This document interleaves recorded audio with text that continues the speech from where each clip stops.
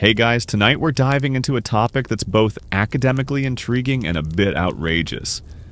The strange, tangled, and often unbelievable world of medieval sexuality.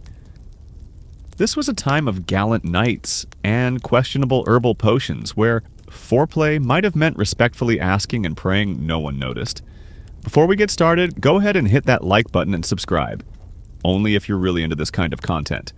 And tell me in the comments where you're watching from and what time it is for you. I love seeing who's tuning in from across the globe. Alright, dim the lights, maybe turn on a fan for that ambient white noise, and let's ease into tonight's adventure. We begin with the biggest myth out there. Medieval romance didn't happen under silk sheets and candlelit rooms with soft lute music drifting through the air. In truth, it usually took place in a cramped one-room home, packed with the whole family. Kids, elderly relatives, maybe a few goats, and a chicken that clearly didn't respect boundaries. Privacy as we know it today wasn't really a thing. Most peasants lived in spaces where the bedroom, kitchen, and animal quarters were basically one and the same, just separated by scent rather than structure. If a couple wanted a moment alone, they had to be inventive. Timing was crucial, so was keeping quiet. And if they were lucky, the kids were asleep and facing the other way. Curtains were considered a luxury and beds were commonly shared. Even in wealthier households, it wasn't unusual for servants to be dozing at the foot of the bed or quietly standing nearby, pretending to see nothing. In fact, some noble families kept written records of who slept where, often for legal or religious reasons, which was just as uncomfortable as you'd expect. Travel didn't offer much more privacy either. Inns frequently required guests to share beds with complete strangers for the night, making intimate moments even more awkward and challenging. Looking for a little affection? You'd better make sure no one's already in the bed, and whether they've kicked off their boots. If you were married and both of you were awake and reasonably clean, you might share a straw mattress and cross your fingers. If you weren't married, you had to be twice as quiet and 3 times as cautious. Villages were tight-knit, walls were thin, and gossip moved faster than a plague rat. For those in convents or monasteries, the rule was clear. No.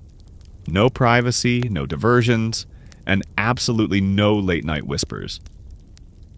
But even in those places, human nature had a way of complicating things, which might explain why so many abbeys were built with unusually tall garden walls.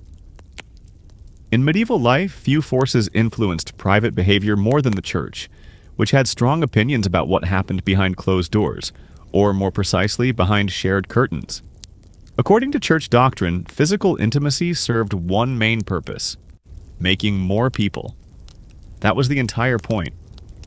It wasn't about pleasure, connection, or unwinding, it was strictly about reproduction. Anything beyond that was at best a distraction and, at worst, a sin. This wasn't just material for Sunday sermons.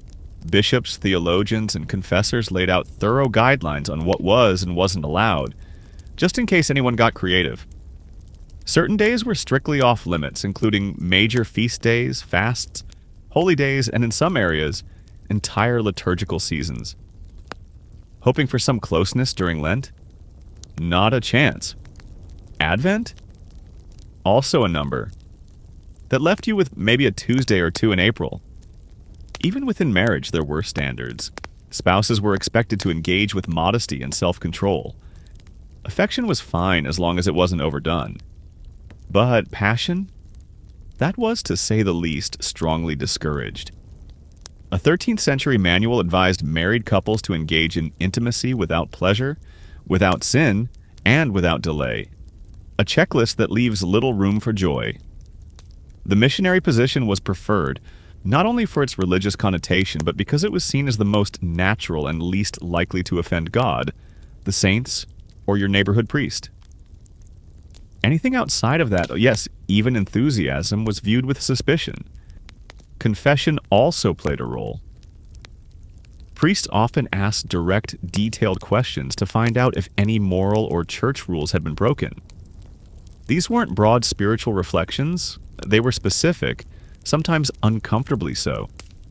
Let's just say the average 14th century friar probably knew more about his parishioners' bedroom habits than their birthdays. Still, these rules weren't enforced evenly. Some areas were much stricter than others, while certain priests turned a blind eye altogether. Many lay people, especially peasants, just smiled, nodded, and quietly carried on with their lives as they pleased. And if you think coordinating date night is tricky today, imagine doing it in the Middle Ages. Planning a romantic evening back then took a calendar, a priest's approval, and maybe even a little help from St. Valentine himself, who, ironically, was never married. The church didn't just have opinions. It had firm restrictions on when intimacy was permitted. Sundays were out of the question. That was the Lord's Day. Fridays? Also no, being a day of penance. Wednesdays? Highly questionable.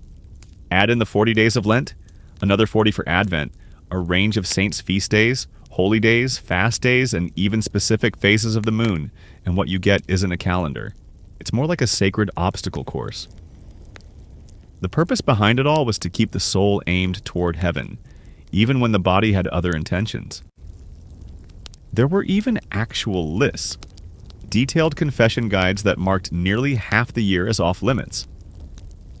And if you happened to feel especially affectionate on one of those forbidden days, you could look forward to a healthy dose of spiritual guilt and an extra visit to confession. One 13th century bishop even reprimanded a married couple for being too affectionate, which in his view meant anything more than once a month. His advice? Channel that passion into prayer? Unsurprisingly, the couple wasn't exactly enthusiastic. These restrictions hit the upper classes hardest. With chaplains, confessors, and spiritual advisors constantly hovering nearby, nobles had far less room to ignore the rules or pretend they didn't hear them. Peasants, on the other hand, took a more practical view. Their days were shaped by livestock, the weather, and staying alive through the winter, not by checking if Tuesday happened to be the feast of St. Noon. To complicate things, some believed that intimacy at the wrong time could lead to weak or sickly children, divine punishment, or worse, a damaged reputation. If the neighbors caught wind that you were getting a bit too festive during Lent, it might spark gossip, public shaming, or a fiery sermon aimed squarely at you, delivered with plenty of eye contact. Romance in medieval Europe wasn't so much about falling in love as it was about entering a binding contract. If you were dreaming of candlelit dinners, heartfelt poetry, and secret whispers, your best bet was a troubadour's ballad, not reality. For most, courtship was rooted in livestock, land deals, and keeping family feuds to a minimum. Marriage was a business transaction. Daughters were exchanged to form alliances, gain property, or put an end to arguments over which neighbor's pig ruined whose cabbage patch. A bride might bring a dowry of coins, linens, or a modest piece of land. In return, the groom's family might offer the priceless gift of not being completely unbearable. Courtship, when it did occur, was often closely monitored, sometimes quite literally. Young couples were rarely left alone. A maiden might be chaperoned by her mother, a no-nonsense aunt, or if things seemed to be progressing, half the village eager to report on whether anyone dared to hold hands. For the nobility, arranged marriages were standard practice. Kings and lords treated matrimony like a strategic game, arranging unions with all the warmth of a trade deal. Love was something you might grow into, or not. As one medieval saying more or less put it, better a rich match with a scowl than a poor one with dimples. How romantic. Even for peasants, romance took a back seat to practicality. A man's appeal was measured by his land, his tools, or how impressive his ox was. Women, on the other hand, were judged by their skills in the home, their reputation, and their knack for avoiding market gossip. That's not to say love didn't exist. It did, but usually after the wedding, not before. If affection blossomed later, it was a pleasant surprise, not an expectation. Think of it as medieval emotional DLC. Extra content not included with the standard marriage agreement. Still, where there's a will, there's a workaround. Secret glances, flirtatious ballads, and evening strolls to the village well were the unofficial side quests of medieval romance. But be warned. Get caught sneaking a kiss behind the barn and you might end up doing public penance, paying a fine, or facing a deeply unimpressed father armed with a pitchfork. Let's set the record straight on one of the most stubborn myths about medieval relationships: chastity belts. You've probably seen them in cartoons, period dramas, or unfortunate museum gift shops. Those metal devices supposedly locked around a woman's waist while her husband went off to war, keeping her both physically and morally secured. But the truth? Not so much. There's no reliable historical evidence that chastity belts were widely used during the Middle Ages.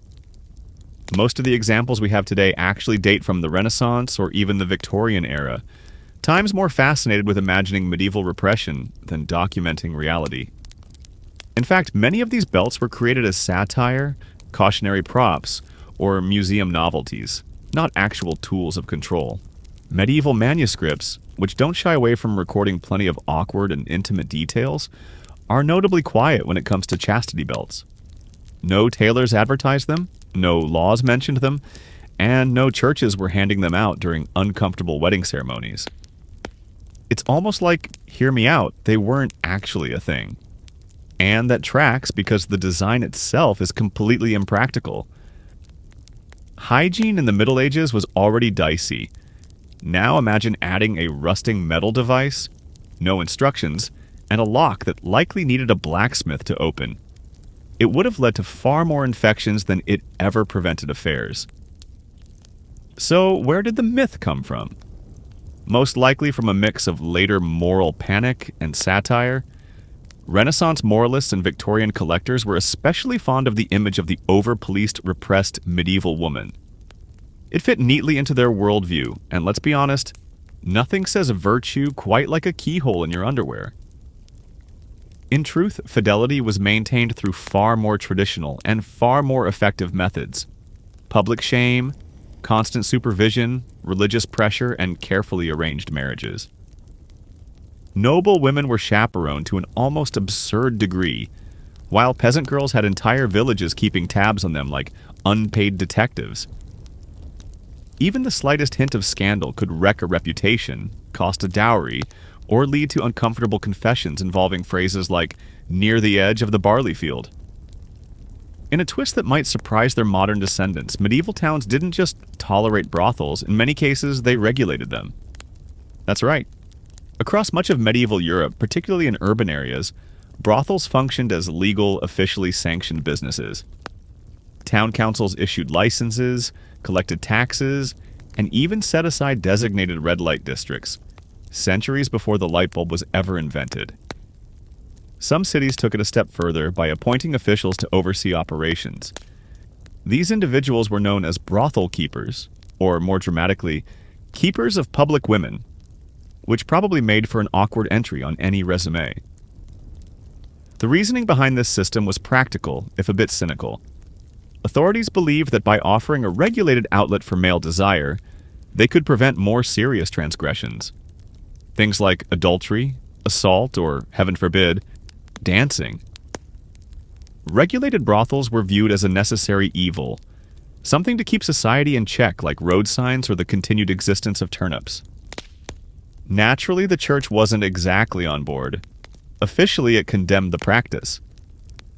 Unofficially, many clergy looked the other way. Some even collected rent from the very brothels they publicly denounced. If that sounds like hypocrisy, congrats. You've just understood a key part of medieval religious life. Working in a brothel wasn't some grim fairy tale, but it wasn't pure misery either. Some women entered the profession by choice, often driven by financial need, especially widows or those without family to rely on. Others were forced or trafficked, particularly in busy port towns where sailors brought both money and mayhem ashore. There were even actual handbooks outlining how these houses were to be operated. Clean sheets, basic health checks, and fixed hours were all part of the management rules. Visitors came from every walk of life: knights, apprentices, merchants, even monks, despite vows that said otherwise. Entry fees varied, services were clearly listed, and sometimes people paid with eggs, wool, or whatever odd item they had to barter. This was no medieval Tinder. Picture it. Candlelight flickering, a soft breeze slipping through the thatched roof. Your lover whispers sweet words, then slowly removes their wool tunic, releasing a strong medieval musk. Because when it came to hygiene, medieval Europe had other things to worry about. Keeping clean made the list, just not ahead of dodging the plague, patching up the roof, or chasing the pig out of the pantry again. People did bathe, just not as regularly as today's noses might prefer. Peasants washed rarely, maybe once a month, twice if they accidentally tumbled into a river. Soap was either made at home or brought in from afar, costly and used with caution. Public bathhouses were available in towns and cities, but often shut down during disease outbreaks, scandals, or both. If you were rich, though, you had more choices. A warm bath could be prepared, infused with herbs, and followed by attendants gently rubbing you down with linen cloths. But if you were poor, your version of a bath likely meant a cold bucket and the faint hope that no one noticed your scent over the smell of the stables. To make things trickier, water itself was sometimes met with suspicion, especially the cold kind. Some believed that bathing too often could weaken the body or leave the skin vulnerable to illness. Others simply lacked the time, the tub, or access to water that wasn't currently being contested by the town's geese. Now, picture trying to win someone's heart in that environment. Perfume was mostly reserved for the wealthy. Deodorant? That was still centuries away. As for dental care, if you were feeling fancy, you might scrub your teeth with ash or chew on mint leaves. Kissing, needless to say, was quite the experience. Clothing didn't do much to help either. Layers of wool, leather, linen, and fur held onto heat, sweat, and every smell you picked up throughout the day, from chamber pot odors to the ever-mysterious stew. And yet, somehow, people still managed to flirt, fall in love, and get close. Maybe expectations were just different. Or maybe when everyone smelled equally terrible, love was both blind and nose-blind. In medieval Europe, trying to manage family size was a bit like steering a cart without wheels, reins, or a cooperative goat. Technically doable, but hardly reliable. That said, people certainly made the effort. Just because their methods wouldn't hold up today doesn't mean they were clueless. They clearly understood that certain actions led to children, and many took surprisingly elaborate, if sometimes confusing, measures to avoid that outcome. Some of the more scientific methods included herbal concoctions, animal membranes, and rituals like burying specific items near the front door. A particularly popular remedy suggested drinking wine boiled with beaver testicles. Others swore by wearing blessed amulets, ideally from someone with more than just guesswork behind their blessing. Some guides even claimed that jumping up and down after intimacy could help, which, if nothing else, probably provided a bit of exercise. There were also early attempts at barrier methods, though calling them dependable would be quite the stretch. Linen soaked in various mixtures was one method. A few daring individuals experimented with wax, and there are scattered mentions of what could be considered medieval prototypes of the latex devices we know today. But don't ask about the manufacturing process. You're better off not knowing. Naturally, the church was far from pleased. Most forms of birth control were deemed sinful or unnatural. Marriage, in their view, was for procreation, and anything that interfered with that holy purpose was met with disapproval, or more often fiery condemnation from the pulpit. Still, not everyone strictly followed the church's teachings. For married couples, especially those facing poverty, the need to space out children or avoid another hungry mouth was very real. And for unmarried couples, the motivation was often even stronger.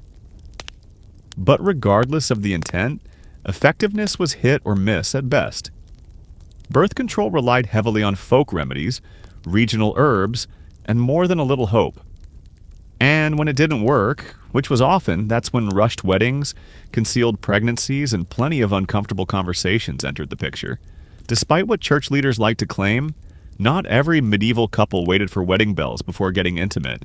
In reality, trying things out before marriage was common enough to generate plenty of paperwork. The church called it fornication. Village gossip just called it jumping the gun. premarital intimacy wasn't exactly unusual, but it was definitely policed. Across towns and parishes in Europe, local authorities kept moral registers, less like journals and more like public ledgers of shame. If a couple was caught or even rumored to have gotten ahead of schedule, they could be dragged into local court and slapped with a fine. Sometimes the fine was paid to the church, sometimes to the town, and occasionally to a so-called witness who claimed to have seen the act. Medieval snitching was definitely a thing. The amount varied. Was it a first offense? Did it lead to a pregnancy? Did the couple end up marrying? In some instances, tying the knot afterward erased the fine altogether, like getting retroactive approval. In other cases, the fine still stood, but at a reduced rate, a sort of early bird penalty. And beyond the money, there were always the social consequences to deal with. In close-knit villages, everyone was in everyone else's business. So even if your priest showed a bit of mercy, your neighbors usually didn't. Rumors spread faster than a meat pie left out in July. Interestingly, many of these situations led to something called hand fasting, an informal engagement where couples considered themselves promised to each other. In some areas, that was legally enough to start living together. The church eventually tried to close that loophole, but in the meantime, plenty of medieval babies showed up just a little ahead of schedule. Among peasants, these matters were often approached with more practicality. If a couple seemed committed and there was a pregnancy, marriage usually followed, often encouraged with a subtle nudge or a not-so-subtle shove from both families. But for nobles, the stakes were much higher. Consequences could be severe, especially when issues like inheritance or family honor were involved. In the medieval world, virginity wasn't just seen as virtuous, it was a contractual term, a political bargaining chip, and sometimes the focus of an entire community's scrutiny.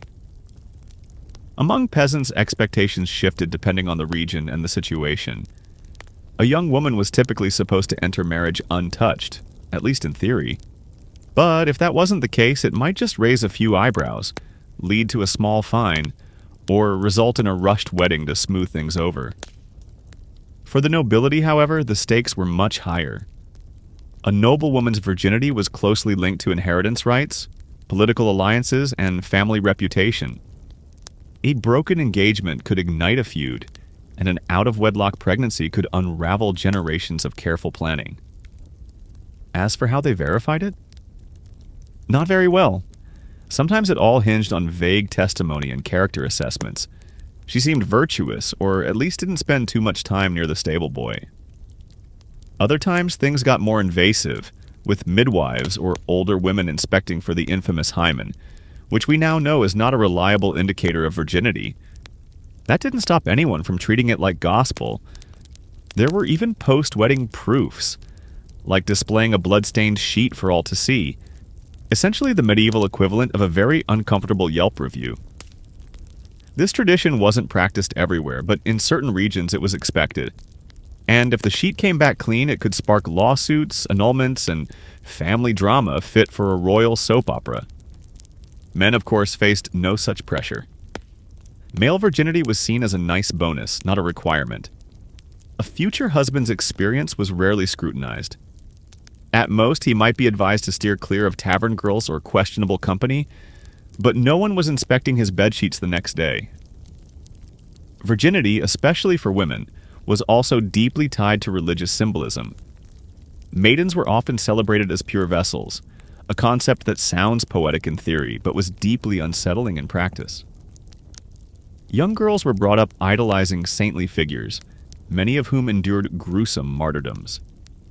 If a marriage was annulled because a bride was found to be dishonest, it didn't just destroy her reputation, it could damage her entire family's honor and jeopardize property claims. So in medieval Europe, virginity wasn't just a moral ideal, it was a form of legal and social currency. And yes, same-sex attraction absolutely existed. Human nature didn't begin in the 20th century. But as for public acceptance, that's where things got much more complicated. Medieval society was built on a foundation of religious teachings, strict social hierarchies, and property laws. And all three had strong opinions about who was allowed to love whom. Unsurprisingly, the approved formula was a man and a woman, married and ideally producing more villagers.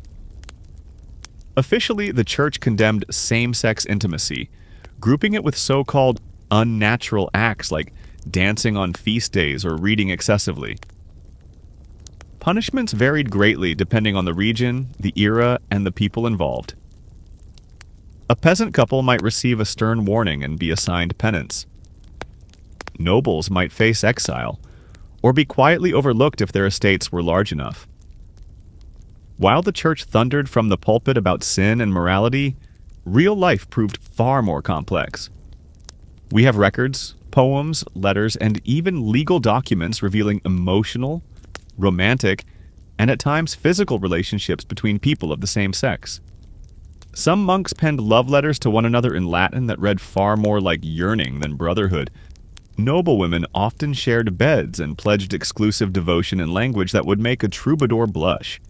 Medieval Europe had social structures that naturally blurred emotional lines. Monasteries and convents fostered close-knit, all-male or all-female communities, where deep emotional connections were common.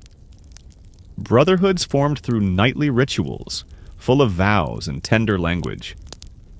Historians still debate whether these bonds were romantic, platonic, or something in between, but feelings were clearly present, often accompanied by poetry. As for identity, the modern idea of sexual orientation didn't exist. No one came out. Instead, people lived quietly, cautiously, often speaking through allegory. There were no pride parades, but there were songs, saintly legends, and some very intense pilgrimages made 2 by 2. Adultery in medieval Europe was a bit like trying to juggle knives while holding a live chicken. Loud, risky, and bound to cost someone their pride or property. It wasn't viewed as just a private moral lapse. It was a public offense. Marriage functioned as a sacred vow, yes, but also as a legal agreement, a property arrangement, and often a political strategy. So, when someone stepped out of line, it wasn't just a matter of broken trust. It threatened inheritances, dowries, and the delicate balance of village gossip. For women, the consequences were far more severe. A married woman caught in an affair could face public humiliation, loss of her dowry, mandatory penance, or even banishment, especially if there was undeniable proof. Noble women in such situations risked imprisonment, annulment, or in more extreme cases, a quiet removal from courtly life. Think less scarlet letter, more scarlet disappearance. Men, meanwhile, were granted far more leniency. A married man involved with an unmarried woman might raise a few moral eyebrows, but rarely faced legal consequences, unless the woman's family had influence or the church was in a particularly zealous mood. That said, not every adulterer escaped unscathed. Some towns imposed hefty fines or demanded public confessions. A few legal records even describe imaginative penalties, like being paraded through the village in just a linen shift, or having to fund a new church bell, because apparently nothing says justice like ringing bronze. But the real threat wasn't always the law, it was the husband. Honor killings did happen, especially among the nobility. If a wronged husband uncovered his wife's infidelity, medieval customs sometimes gave him license to take matters into his own hands. The definition of appropriate often depended on a man's social rank and how many swords he had at his disposal. Among the wealthy, an affair could spiral into a full-blown scandal, complete with jewels, annulments, and decade-long family feuds. For peasants, the fallout was usually more practical. A fine, the loss of a goat, and a permanent starring role in local gossip. As for consent in medieval Europe, it did exist, but not in the way we think of it today. It wasn't grounded in mutual respect or enthusiastic agreement. Instead, it was woven into legal codes, dowries, church teachings, and society's frequent indifference. Let's begin with the fundamentals. Medieval canon law did, in fact, recognize consent as a key element of marriage. Technically, if two people verbally agreed, saying "I will" to each other, even without a priest or witnesses, that union could be considered valid. Romantic? Maybe. Legally confusing? Definitely. But here's the catch. While consent was acknowledged in theory, it wasn't always honored in reality, especially when it came to women. For noble daughters, consent often came after the deal was already done. Marriages were negotiated like political alliances, and while a young woman's opinion might be asked for, or more often gently assumed, it rarely held much weight. The dowry usually spoke louder than she ever could. Peasant women had a bit more freedom in choosing partners, but they still faced significant pressure. Refusing a match could lead to financial hardship or social fallout, and turning down someone like the local Reeves' son? That came with its own set of risks. Within marriage, the concept of consent became even more complicated. Husbands held legal rights to their wives' bodies, and refusing them could be cited as grounds for complaint or even annulment. Some church scholars spoke of the marital debt, which might sound like shared finances but referred instead to obligatory intimacy, far less optional than it should have been. Yet the situation wasn't entirely bleak. Medieval courts did address cases of coercion and assault, particularly when witnesses were present or the accused lacked influential allies.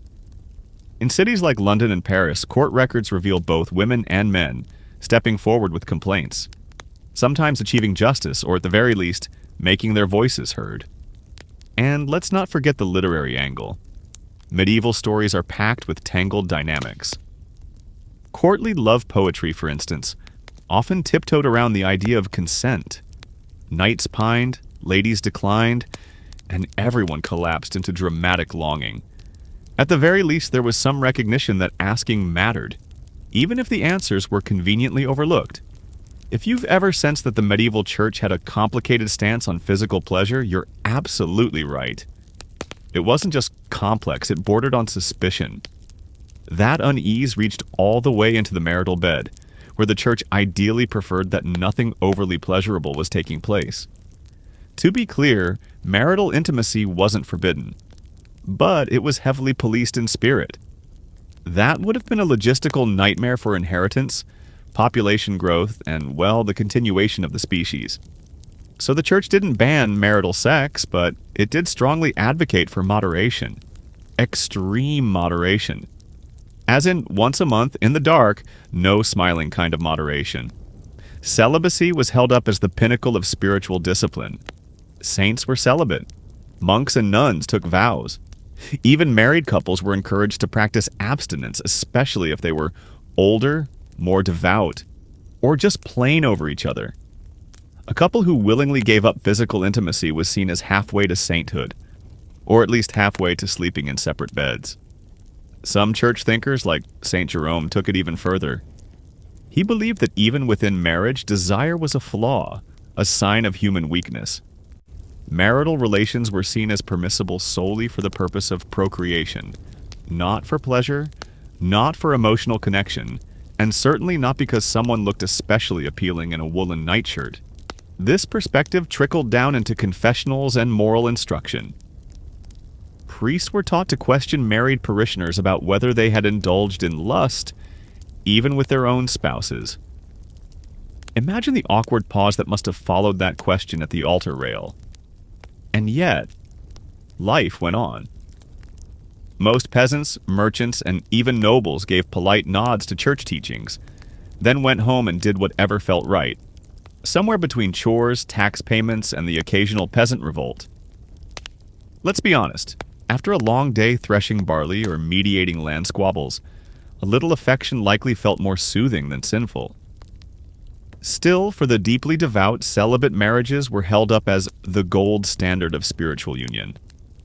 These were couples who shared a home, shared their prayers, and treated physical desire as something long behind them, or better suited to younger, less pious villages. After everything we've explored, arranged marriages, fines for flirting, questionable birth control, dubious hygiene, and church warnings against excessive joy, you might wonder, did medieval people actually fall in love? The answer is yes. Awkwardly, passionately, and sometimes even joyfully. Despite the strict social hierarchies and relentless moral preaching, love still managed to flourish in the margins. Peasant couples courted in fields and village markets, exchanging favors, flowers, and hushed stories over baskets of turnips. Noble lovers traded poetry and stolen glances across lavish banquet tables, all while pretending to be fascinated by falconry. Monks and nuns wrote letters so emotionally charged that modern scholars still argue over whether they expressed spiritual yearning or something deeper. The literature of the time is overflowing with romance. Troubadours sang of faraway ladies who inspired knights to charge into battle and get impressively, sometimes hilariously wounded. Tales of courtly love romanticized longing from a distance, especially if the object of affection was inconveniently married to your superior. The love was usually out of reach, but that just made for better poetry. And yes, some couples actually married for love. Historical records tell of peasants who ran away together or rejected arranged matches. Even nobles sometimes defied expectations, much to the dismay of their family accountants. Interestingly, the church did require verbal consent from both the bride and groom, even if that consent was muttered through clenched teeth while clutching a goose as part of the dowry. And once married, many couples formed genuine partnerships.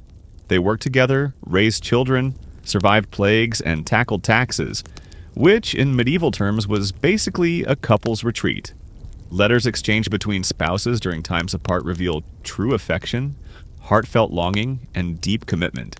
Even widows and widowers sometimes chose to remarry for companionship rather than politics, picking partners they genuinely enjoyed spending time with in their remaining years. Because despite all the rules, the risks, and the rituals, people still longed to be loved, ideally before curfew and hopefully not during Lent. It all began with a disaster. Zeno of Citium, a prosperous merchant from Cyprus, seemed to have everything.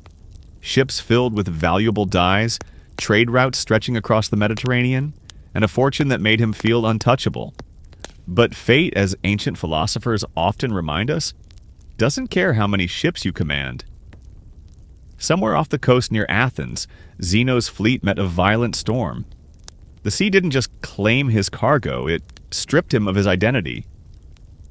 One moment he was a wealthy merchant, the next he was a man with nothing.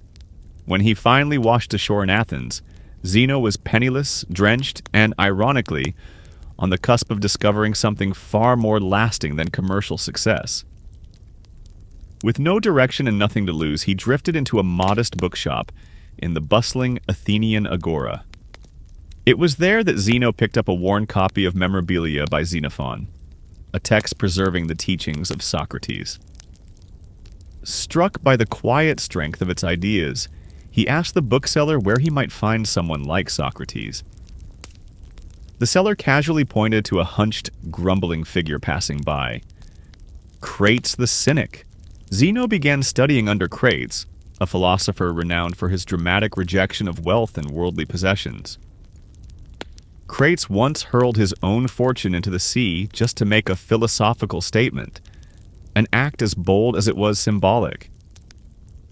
At first, Zeno found it difficult to embrace such an extreme way of life.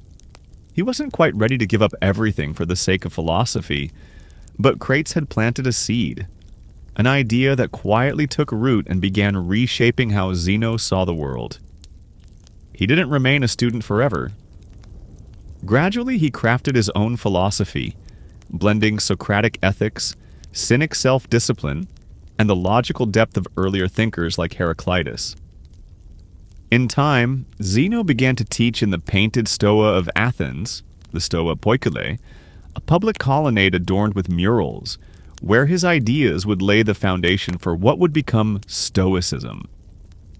That's where Stoicism got its name, not from a secluded academy or an ivory tower, but from a painted porch open to everyone. It's a fitting beginning, a philosophy born not from privilege but from loss, not in opulence but in humility. From its very start, Stoicism was crafted to help people face the aftermath, not escape it. And Zeno was its first testament. After the storm and the scrolls, after quiet talks with cynics and sunlit walks through Athens, Zeno didn't just begin to teach, he began to reshape the very idea of what it means to live a good life.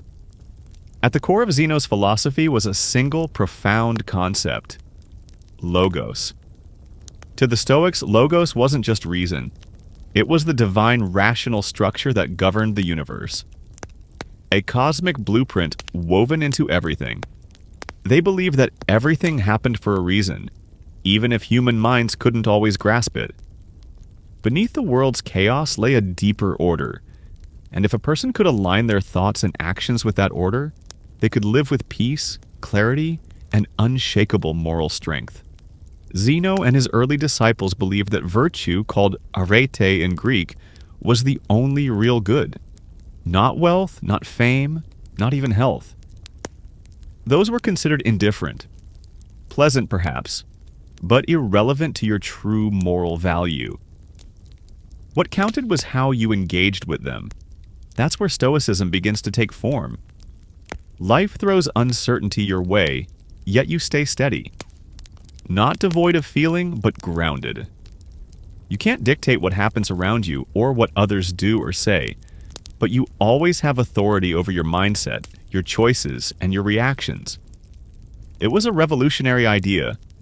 Most people then, and let's face it, most people now, pursue comfort, status, riches, or dominance.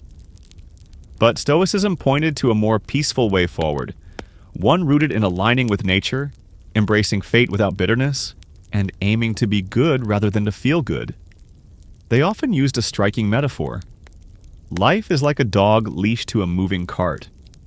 You can choose to walk alongside it or resist and be dragged, but the cart keeps rolling. Your only real choice is how you move with it. Zeno soon had company. His followers met in the Stoa, not to conquer the world, but to learn how to govern themselves. Over time, these porch-side conversations evolved into one of history's most quietly enduring philosophies, one that would outlive entire empires. But philosophy isn't just abstract thought. It's something lived and practiced. In the following generation, a new Stoic would rise, one who battled not only with ideas but also with grit and resolve.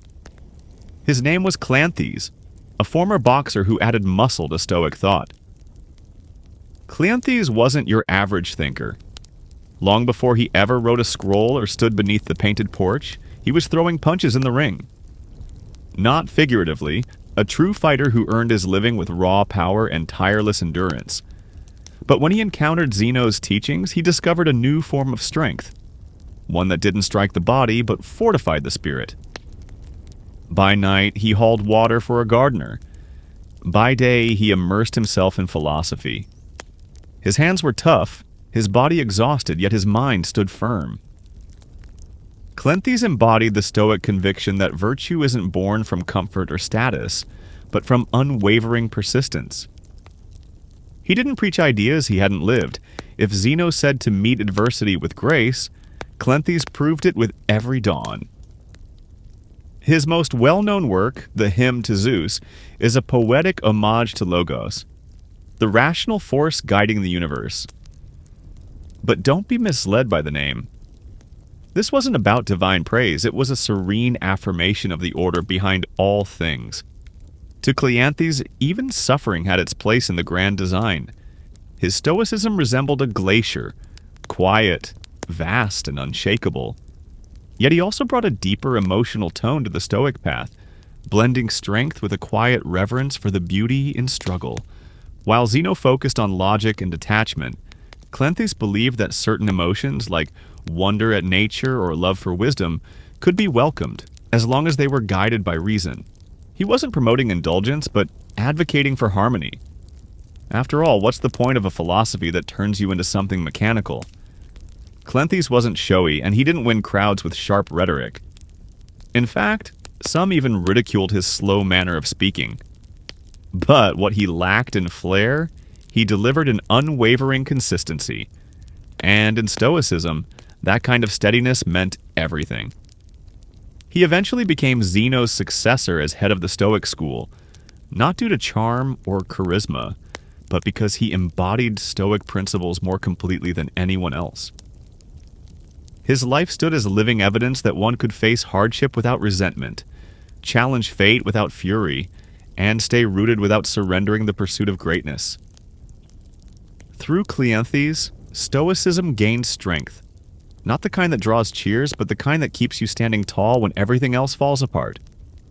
And then came a figure who would hone Stoicism to a sharper edge. Chrysippus, the logician, transformed this porch-born philosophy into a structured and towering framework of thought.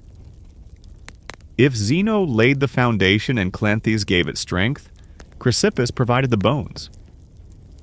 Without his efforts, Stoicism might have faded into a haze of abstract teachings and forgotten porch talks.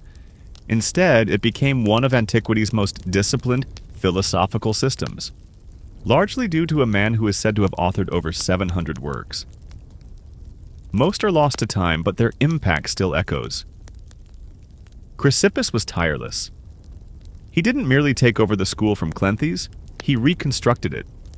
While Zeno was reserved and Cleanthes poetic, Chrysippus approached Stoicism with precision, like a surgeon refining a living philosophy. His domain was logic. In an era when many philosophers relied on persuasion and emotional sway, Chrysippus constructed a framework of reasoning to rival Aristotle's.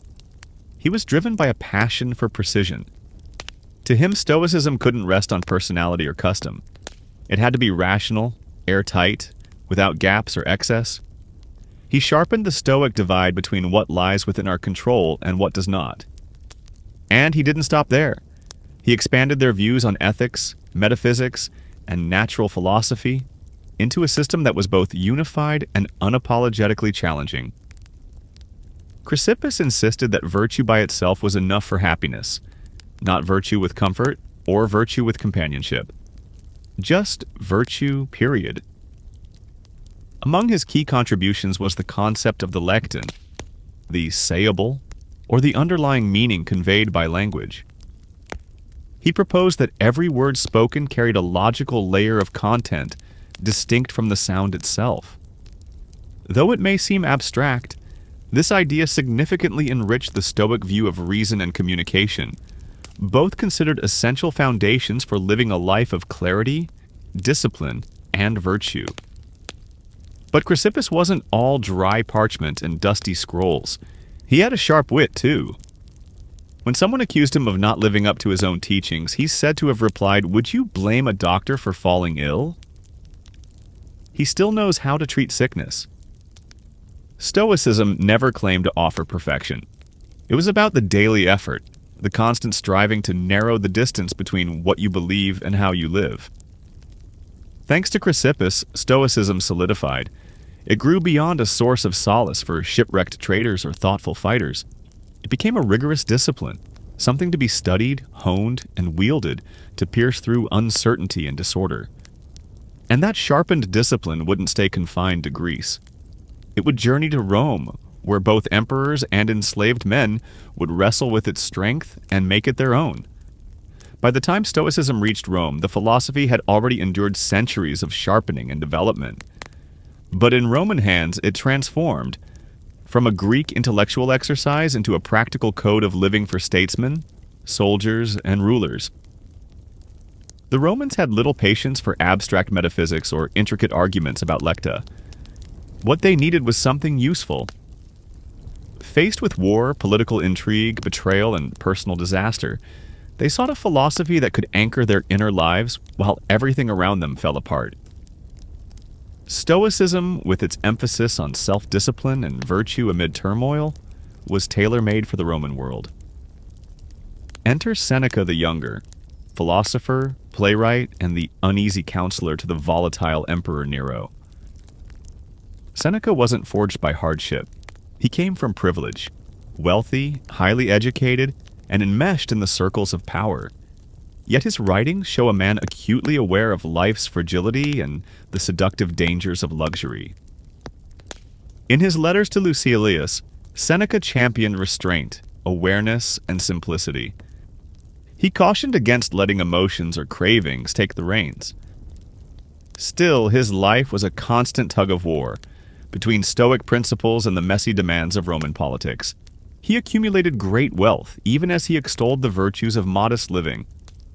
He remained in service to a tyrant while writing about integrity and moral courage. Yet these contradictions don't necessarily undermine him. They make him more human, more relatable. Seneca never pretended to be flawless. He was acutely conscious of his own inconsistencies.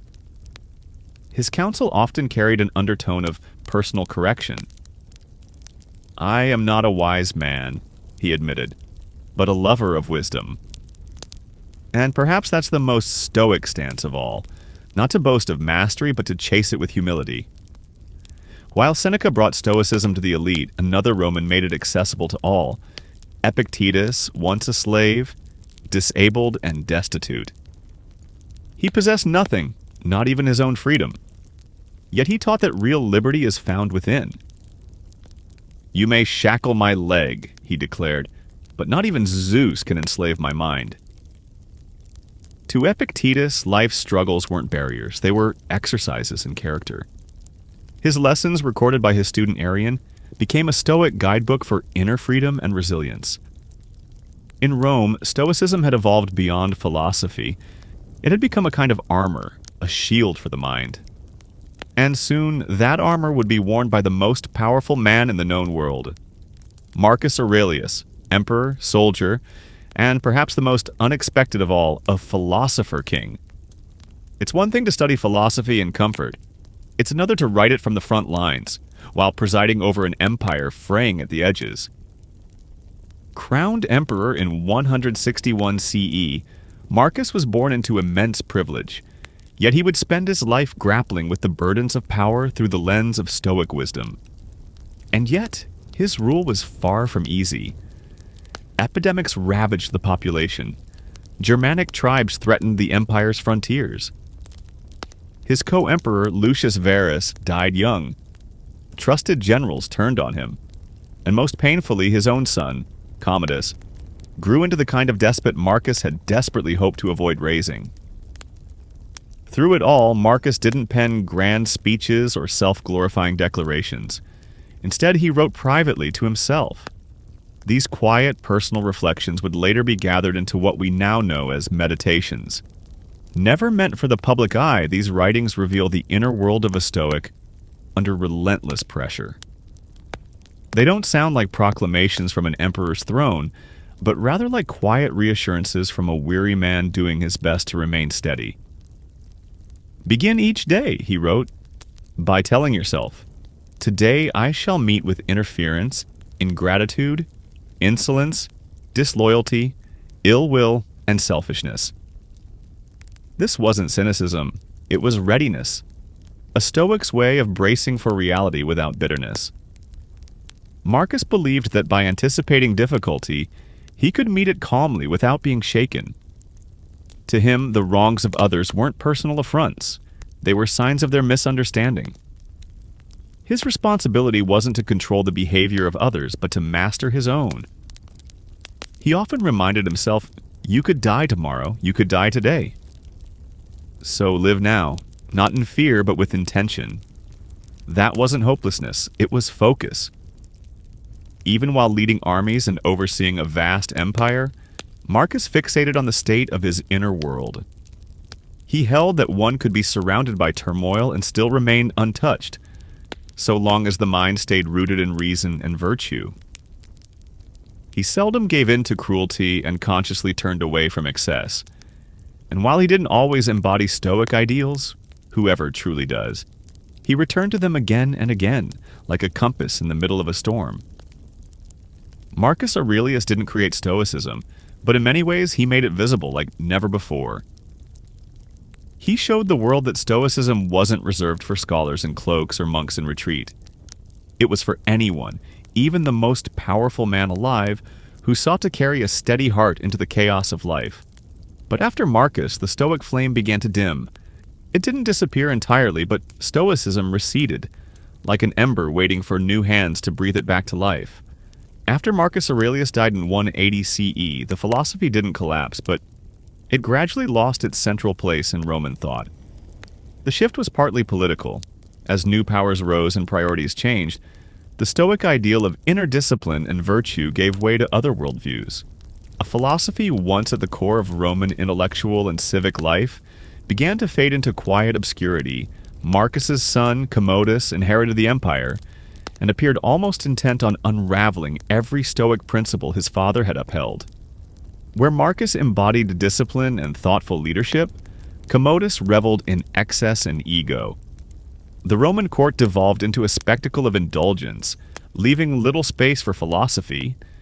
At the same time, a powerful new force was gaining ground: Christianity. As it spread across the empire and eventually became the official religion, its theology, rituals, and vision of the world began to overshadow the ancient philosophical schools. While Stoicism emphasized personal discipline and self-mastery, Christianity turned the focus toward divine grace and salvation. Where Stoicism urged acceptance of fate, Christianity offered redemption and trust in the will of God. While not always directly opposed, the two worldviews often diverged in emphasis. To many early Christian thinkers, Stoicism was seen as a noble but ultimately pagan path, commendable yet lacking the fullness of divine truth. Still, Stoicism never truly disappeared. Instead, it quietly migrated, its core principles weaving into early Christian teachings. Many church fathers found much to admire in the Stoics. Thinkers like Augustine, though wary of their pride and self-reliance, respected their commitment to ethical living and inner discipline. And monastic traditions, especially among Christian ascetics, drew deeply from Stoic discipline. Practices like silence, simplicity, rejection of luxury, and self-examination would have felt entirely at home in the works of Epictetus or Seneca. During the medieval era, Stoicism faded from public life but didn't vanish. It lingered as a quiet undercurrent, a background philosophy admired by scholars, referenced by monks, but rarely lived out in full. No longer a vibrant street corner school or civic force, it became a whisper in the margins, preserved by scribes, theologians, and the occasional seeker of wisdom. But sometimes survival speaks louder than success. Stoicism's quiet persistence meant that when the intellectual tides shifted, during the Renaissance and later the Enlightenment, its ideas were ready to reemerge. Despite its long decline, Stoicism had planted deep roots in the soil of Western thought.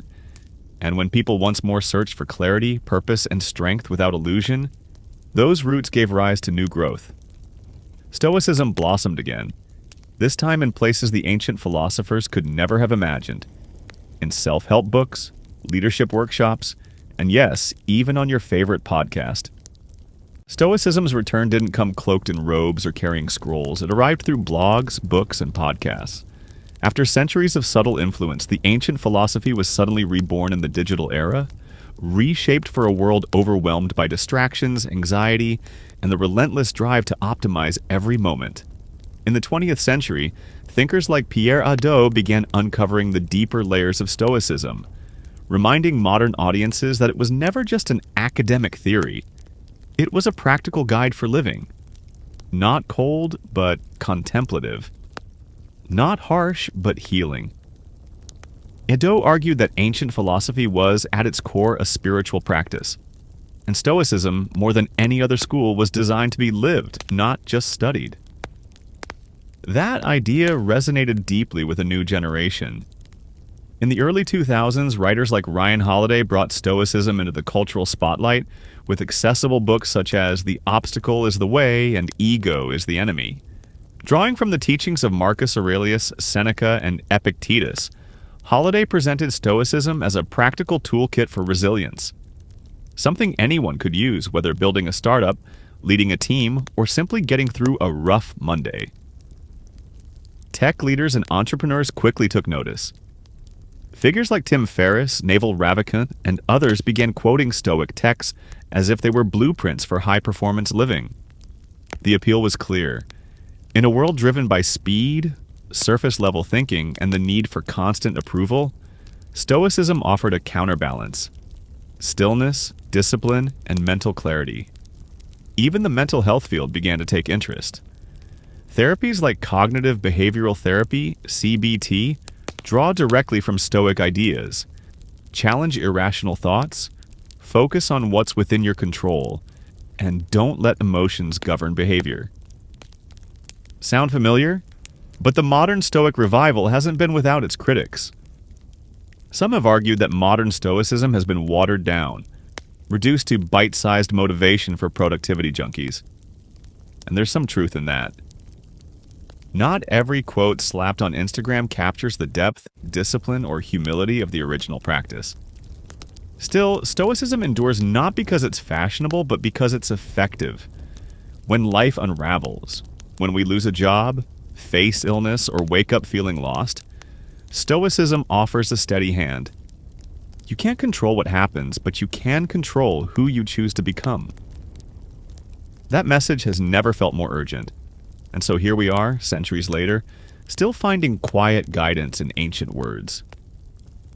Today, Stoicism finds itself in a paradox. It is an ancient philosophy meant to bring inner peace, yet it exists in a world consumed by noise. A quick scroll through social media will reveal a quote from Marcus Aurelius, nestled between cat videos and stock advice. Check any bestseller list, and you'll spot it there again. The Daily Stoic is there, ready to be your daily mental boost. Somehow, a 2,300-year-old philosophy is making waves. But Stoicism isn't gaining popularity because it's trendy. It's gaining traction because it fulfills a specific modern need: mental clarity in a world full of confusion.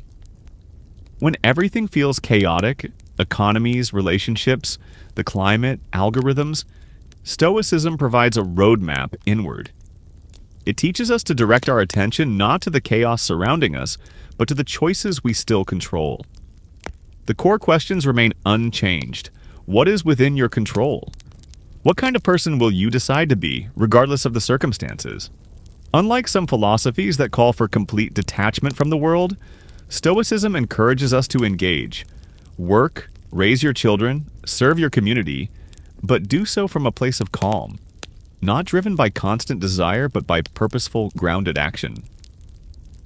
In this way, Stoicism is a form of rebellion, not the loud, dramatic type, but a quiet resistance against impulsiveness, distractions, and emotional turmoil.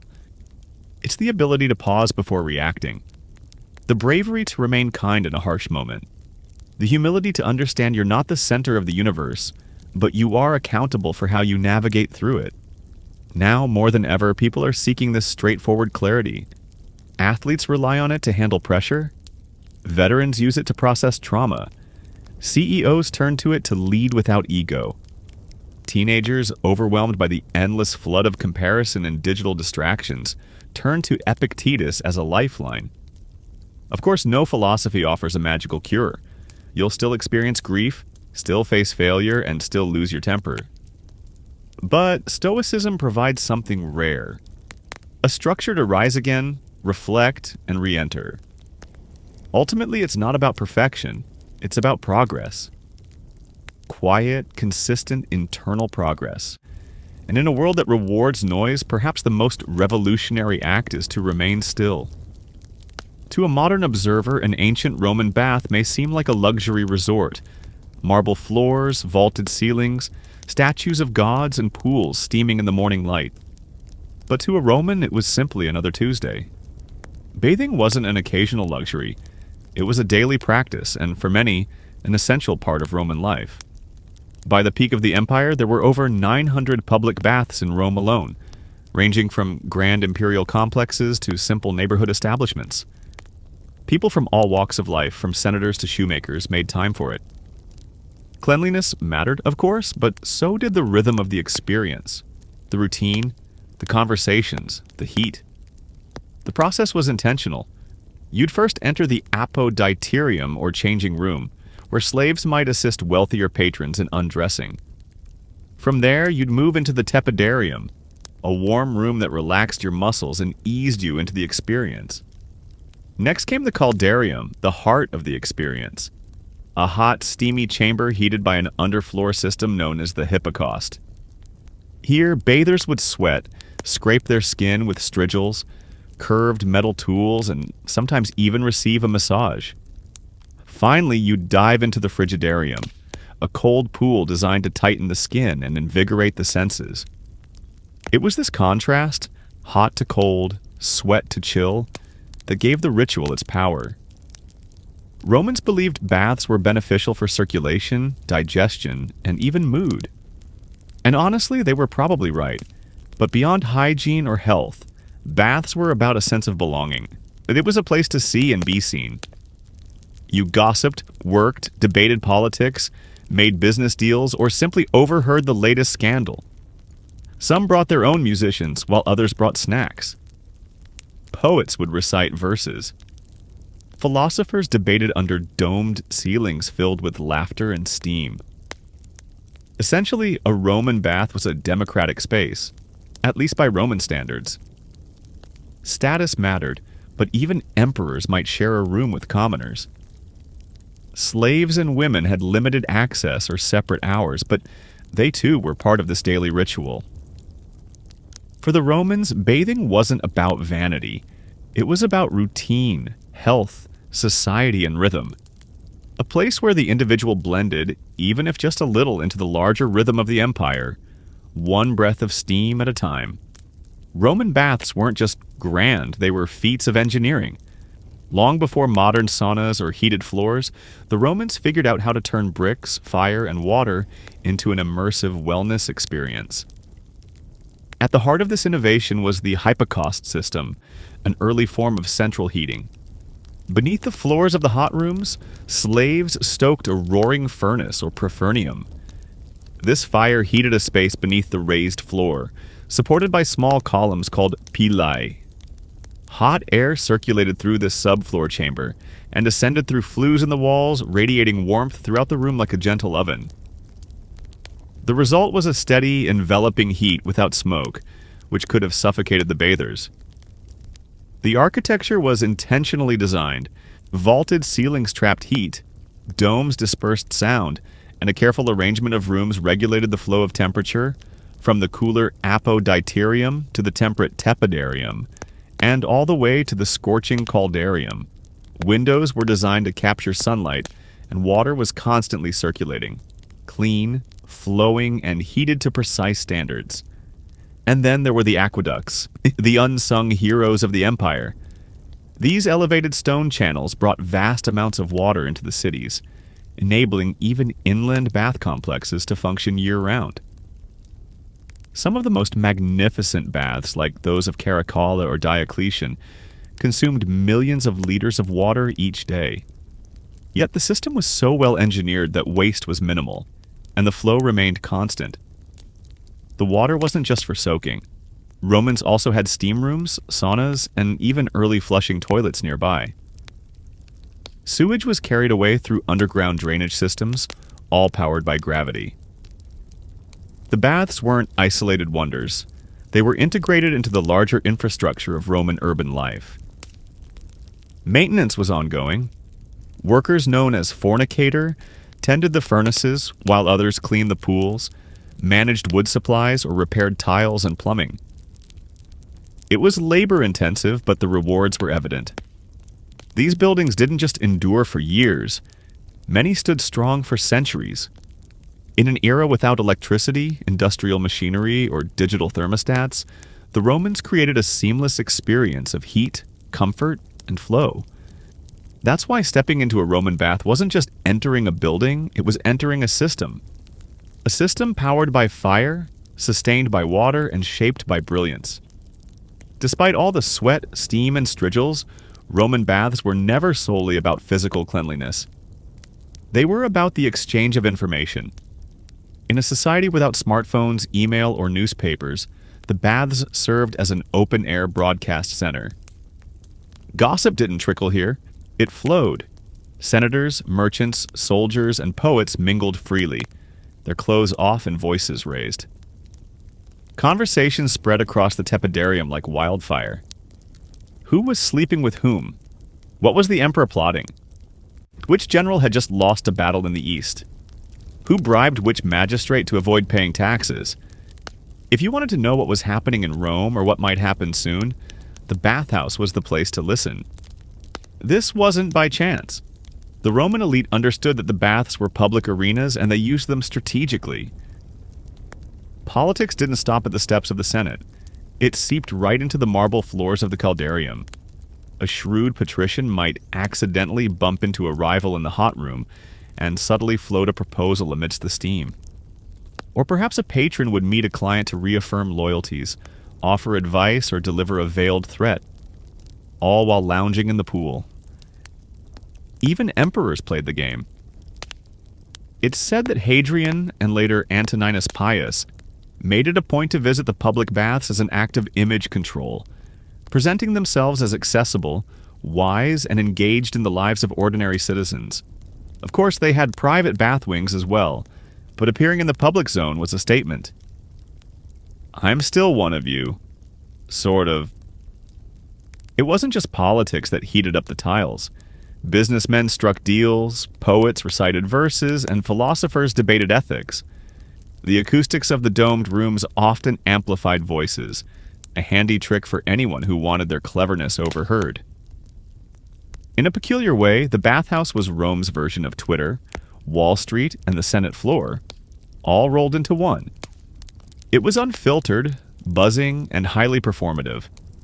But it was also where strategy was crafted. Real decisions, military, financial, personal, often began here, far from the formal halls of power. Because when everyone is half naked, sweating, and relaxed, the masks fall away. In the steam, the true empire whispered its plans. To the Romans, bathing wasn't just about feeling fresh or looking polished. It was a vital part of health and medicine. The bathhouse was where ancient wellness philosophy merged with practical self-care. Doctors recommended it, philosophers endorsed it, and even the military encouraged it. Hot water, cold plunges, sweating, and massages were all believed to purify the body and balance the humors. The four fluids the Romans believed governed health: blood, phlegm, yellow bile, and black bile. If these became imbalanced, sickness followed. But a visit to the baths with its cycle of heating, scraping, and cooling was thought to restore that balance. There's some logic to this even by modern standards. The heat of the caldarium opened pores, relaxed muscles, and improved circulation. The cold plunge in the frigidarium reduced inflammation and revitalized the senses. The skin was scraped clean with strigils, removing dirt, oil, and dead skin. Afterwards, many Romans received massages with scented oils, sometimes infused with herbs, other times just olive oil. Today, we might refer to this as detoxing or hydrotherapy. They simply called it daily life. Some of the larger bath complexes even had small medical clinics where physicians, often trained in Greece, would examine patients, offer treatments, or suggest dietary changes.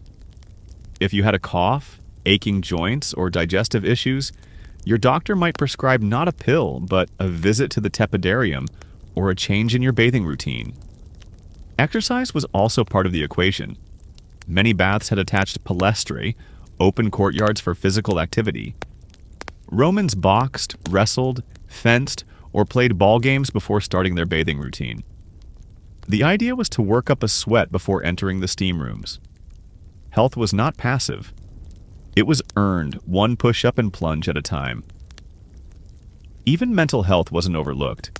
The rhythm of the bath, with its slow, deliberate transitions from room to room, encouraged reflection.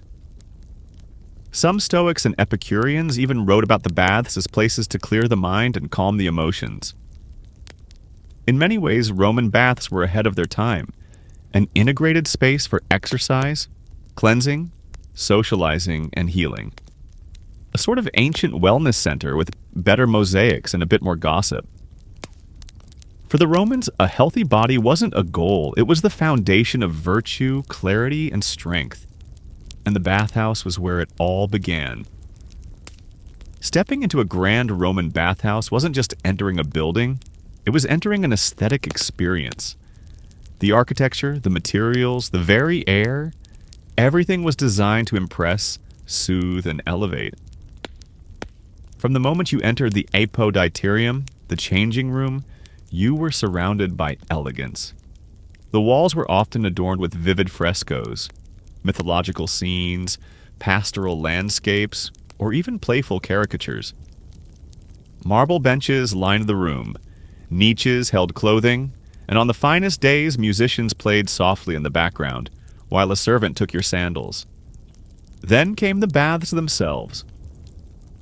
The tepidarium was usually the most beautiful room, designed as a warm transition between the hotter and colder extremes. It was often circular or rectangular with high vaulted ceilings, colorful mosaics on the floors, and large windows that diffused the afternoon light. The ceilings were sometimes coffered or domed, supported by columns made of Egyptian granite or local stone. The caldarium, the hot room, featured heated pools and steam. Bronze or terracotta braziers were common, and sometimes gilded taps that flowed with hot water. The floors were warm beneath your feet, thanks to the hypocaust system, and the air shimmered with heat.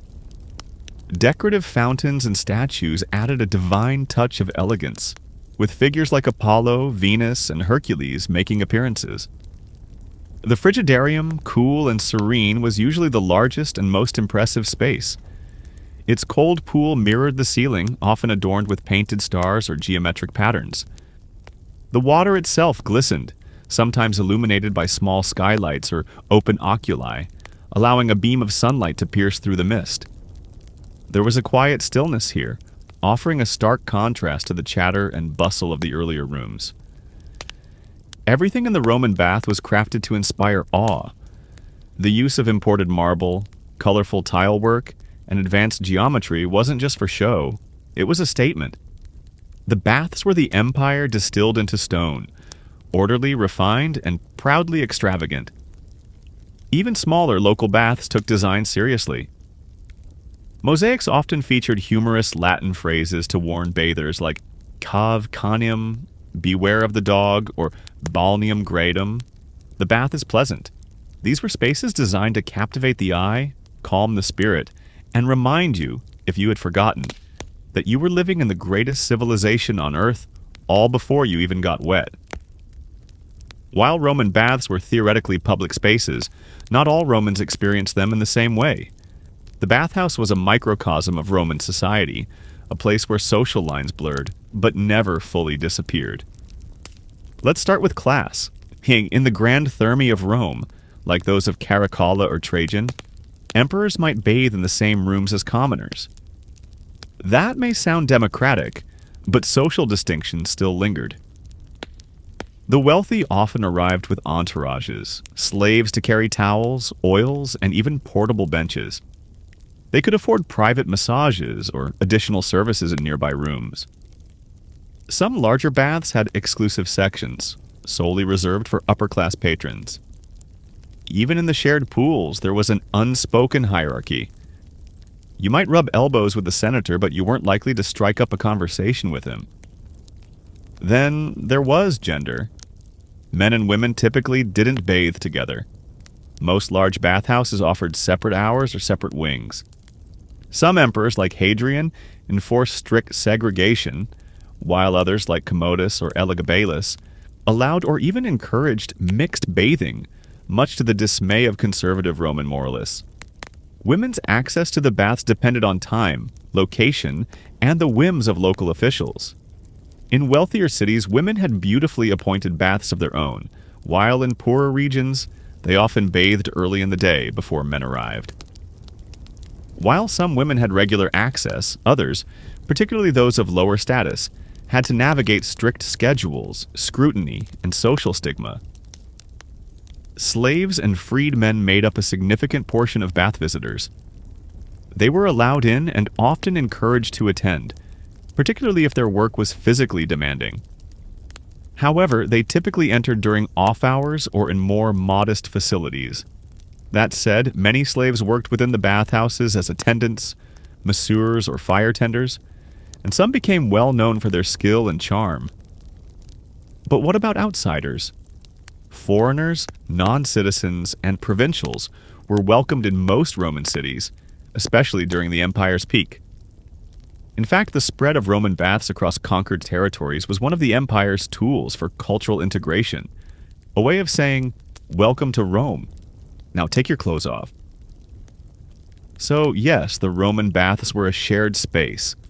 But just like in the forums or the Senate, your experience largely depended on who you were.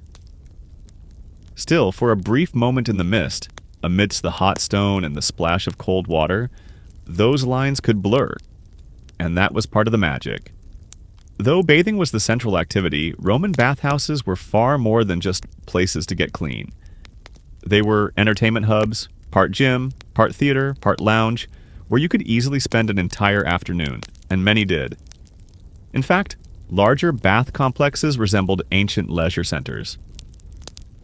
After a workout in the palestra, a courtyard used for wrestling, boxing, or ball games, you might take a stroll to the library located just off the main hallway. Yes, many baths had libraries. Romans could relax with scrolls by Cicero or Virgil, blending physical rejuvenation with intellectual stimulation. A healthy body and a healthy mind, both were on the menu. Music filled the air as well.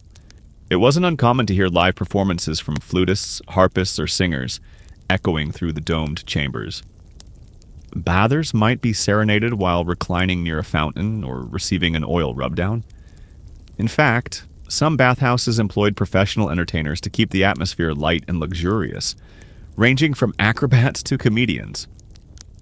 There were also food stalls and snack counters, often located in or near the apoditerium, known as poppy. These small eateries served wine, bread, olives, cheese, and dried fruits. For wealthier patrons, personal slaves could bring more elaborate dishes, and the occasional exotic treat from nearby villas.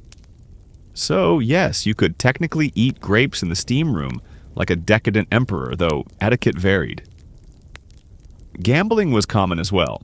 Dice games, betting on athletic matches, or casual wagers among friends added an air of mischief to the setting. These activities weren't always legal, but they were tolerated in bath culture. After all, people came here to let loose. The bathhouses also had spaces for more intimate encounters. Some rooms functioned as private lounges or even brothels, depending on the time and location. Morally ambiguous, definitely. But Roman society had a much different view of public space, privacy, and sensuality than we do today. The steamy, dimly lit atmosphere of the caldarium only added to the allure. One of Rome's most remarkable achievements wasn't just building an empire. It was standardizing the Roman experience across thousands of miles, and that included baths, from the misty highlands of Britannia to the deserts of North Africa, and from the forests of Gaul to the sands of Syria. The Roman bath became a unifying symbol of Roman identity. Wherever the legions marched and the engineers followed, they built roads, forts, and bathhouses. These provincial baths weren't just carbon copies. They reflected local resources and customs while still adhering to the essential Roman layout. Apoditerium, tepidarium, caldarium, frigidarium. In colder climates like Britain or Germania, the hot rooms were especially important. In warmer regions like North Africa or the Levant, some bathhouses expanded the shaded colonnades and added cooled pools, offering relief from the scorching sun. Cities like Timgad in Algeria, Jarash in Jordan, and Bath in England all featured impressive thermae, often adorned with mosaics, sculptures, and inscriptions celebrating imperial generosity. These weren't just public works, they were propaganda in stone. Every polished marble slab and steaming pool reminded locals, this is Rome, and Rome takes care of its people. But the baths also played a crucial role in cultural integration. For newly conquered peoples, the bathhouse served as a gentle introduction to Roman customs. You might still speak your own language at home, but once you stripped off your clothes and stepped into the steam, you were participating in a Roman ritual, one that transcended ethnicity, origin, or local tribe. It also became a symbol of urbanization. A city wasn't truly Roman until it had proper baths. They were often paired with forums, amphitheaters, and temples, creating civic centers that mirrored those of the capital. Bathing, then, wasn't just about hygiene, it was about civilization. Of course, local variations remained. In Syria, baths sometimes incorporated Eastern architectural styles and mixed gender spaces. In Britain, Celtic traditions subtly influenced the bathing sequence. And in Egypt, older Hellenistic models blended with Roman designs to create hybrid complexes. complete with lush courtyards and incense burners. No matter the local flavor, the Roman bath became a universal experience, one that made the empire feel cohesive, a place where, even at the farthest frontier, you could close your eyes in the caldarium and, for a moment, feel like you were in the heart of Rome. Like much of Roman civilization, the glory of the baths didn't last forever. As the empire weakened in the 4th and 5th centuries CE, so too did the great bathhouses. What had once been daily rituals for millions slowly slipped into disrepair, abandonment, and eventually ruin. Several factors contributed to this decline. First, the empire's economy crumbled under the weight of inflation, military overreach, and political instability. Maintaining the vast bath complexes, which required teams of workers, constant fuel for the hippocaust, and clean water from aqueducts, became unsustainable. Then came the breakdown of infrastructure. Aqueducts fell into neglect or were deliberately destroyed during invasions. Without running water, the baths lost their core purpose. The once bubbling caldariums went dry and the marble halls echoed with silence. Religion also played a role. As Christianity became dominant, public bathing, especially mixed or nude bathing, came under increasing moral scrutiny. Church leaders saw the baths as symbols of pagan indulgence and bodily vanity. While some Christian emperors tried to preserve the public health function of the baths, others shut them down or repurposed them into churches, monasteries, or administrative buildings. Yet, the legacy of Roman baths endured. In the Islamic world, the tradition continued through hammams, bathhouses that carried forward many Roman innovations, such as heated rooms, steam treatments, and communal cleansing rituals. These spread across the Middle East and North Africa, preserving the essence of Roman wellness within a new religious and cultural framework.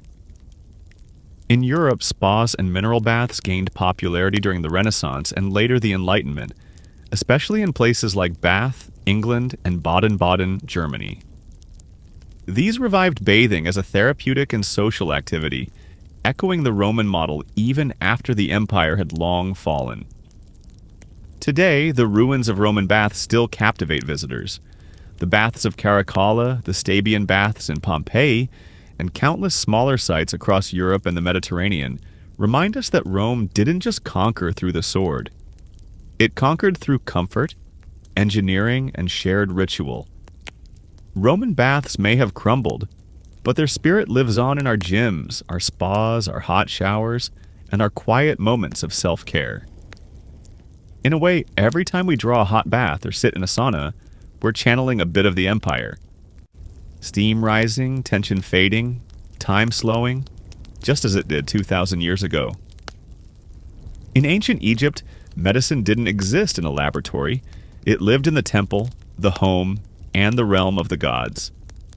Healing wasn't just a science, it was a spiritual art, and the person treating your illness might recite a spell while applying a poultice to your wound. That's because Egyptian medicine was deeply intertwined with religion. Illness to them wasn't just about injury or infection. It could also be caused by the wrath of a god, the invasion of a malevolent spirit, or a disruption in Ma'at, the cosmic order that governed all things. So, doctors known as SWNU weren't always working alone. They often collaborated with priests who specialized in rituals and incantations. They worked as a unified pair in healing, one delivering physical treatments, the other calling on divine aid. Temples functioned as more than just religious sites. They also acted as healing hubs. Some, like those honoring Imhotep, the famed architect, doctor, and later a deified healer, served as early versions of hospitals. People would spend the night in these temples hoping for divine dreams that would uncover the cause of their illness or reveal a cure. This practice, known as incubation, was a respected diagnostic approach. Medical education was demanding. Physicians trained by studying texts like the Ebers Papyrus and the Edwin Smith Papyrus, which contained hundreds of treatments, surgical methods, and clinical cases. These records make it clear that although the Egyptians sought help from the gods, they also paid close attention to symptoms, documented results, and developed remarkably advanced practices, from stitching wounds to performing dental procedures. Make no mistake, incantations weren't just symbolic. Many treatments actually included spells as part of the remedy. A fractured bone, for example, might be set with honey and wrapped in linen, along with a spoken charm to drive away evil spirits. What we now identify as mental illnesses were often viewed as spiritual disturbances, typically needing the help of a priest or magician to resolve. What may appear to us as a contradiction between medicine and mysticism was, for the Egyptians, a unified approach. They saw the body, mind, and spirit as deeply interconnected. True healing meant caring for all three. In ancient Egypt, being a healer meant straddling both the physical and the spiritual realms, one hand preparing remedies, the other reaching out to the divine. Long before modern tools like stethoscopes or lab tests, Egyptian doctors depended on keen observation and hands-on experience. They excelled at visual diagnosis, checking pulses, inspecting injuries, and reading subtle physical cues to identify ailments. Even when they believed a spiritual force was to blame, their diagnostic process always began with careful observation. Doctors would study a patient's posture, skin tone, breath, and even their urine or stool to detect visual or olfactory clues. Was the swelling firm or tender? Did the discharge have a sweet scent or a foul odor? These weren't random guesses. They were careful observations, recorded, analyzed, and handed down through generations of medical practice. The pulse was especially important. It was known as the heart speech. Egyptians believed the heart was the core of a network of channels, much like irrigation canals carrying air, blood, and spirit throughout the body. An irregular or faint pulse signaled a disruption or blockage in one of these vital pathways. While their anatomical knowledge wasn't entirely accurate, their observations often matched real symptoms and led to sensible, effective treatments. When no clear physical cause could be found, physicians looked to spiritual explanations. Could the illness be divine punishment, a curse from a foe, or a restless spirit clinging to the body? In these cases, diagnosis went beyond physical signs. It called for input from priests or magicians, the reading of dreams, and sometimes astrological insight. The position of stars or the actions of sacred animals could influence the final judgment. In medical texts like the Ebers Papyrus, diseases were grouped by recurring patterns. While they might not have known the exact cause, they understood the usual progression. For example, they could track the progression of an infected wound or the development of a fever.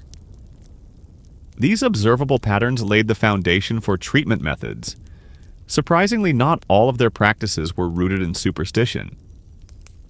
Some medical texts clearly distinguished between physical conditions and spiritual ones. If a wound was visible, had an odor, and could be treated directly, there was no need for a spell. But when all practical efforts failed, they turned to the gods. To the ancient Egyptians, the world was alive with invisible forces. Yet with sharp observation, skilled hands, and generations of knowledge, their physicians worked to reveal what couldn't be seen. In terms of treatment, ancient Egyptian doctors had an impressive range of remedies and formulas. Their pharmacies didn't contain pills or syringes, but were filled with herbs, minerals, animal-based ingredients, and oils, often used alongside surgical techniques and ritual incantations. The outcome was a holistic practice that merged natural science with spiritual meaning. Central to their medical knowledge was the Ebers Papyrus, a 110-page scroll dating back to around 1550 BCE. It holds more than 700 remedies covering a wide range of ailments, from digestive issues and toothaches to skin disorders and fertility concerns. Each treatment was customized not only for the illness, but also for the patient's physical condition and social standing, often including detailed guidelines for preparation, timing, and method of application. One of their most valued ingredients was honey, cherished for its antimicrobial qualities and still recognized today in wound care. It was applied to burns, cuts, and ulcers, often combined with other elements like crushed seeds or resin. They also turned to garlic, onion, juniper berries, and myrrh. not just for their fragrance, but for their antiseptic and anti-inflammatory benefits.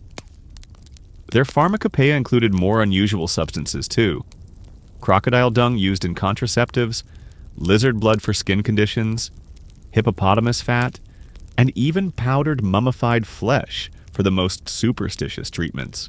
While this may seem bizarre by today's standards, these remedies were based on a belief that healing came not only from the physical traits of an ingredient, but from its spiritual power as well.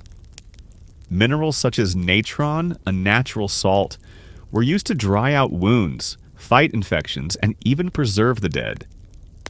Copper, valued for its antimicrobial traits, was sometimes ground into powder and added to healing ointments. Oils extracted from lotus, castor beans, and black cumin were used in massages and to ease pain. Dosages were tailored to the specific illness. A remedy might say, mix crushed sycamore fruit, honey, and natron. Apply for 4 days. Recite the following incantation over the mixture. In ancient Egypt, words themselves were part of the cure. A spoken charm was believed to activate the treatment, underscoring that healing was as much about meaning and intention as it was about physical ingredients. Egyptian medicine wasn't primitive guesswork. It was methodical, carefully recorded, and continually refined. Though some of their practices may seem strange today, many proved remarkably effective, with some principles still reflected in modern science.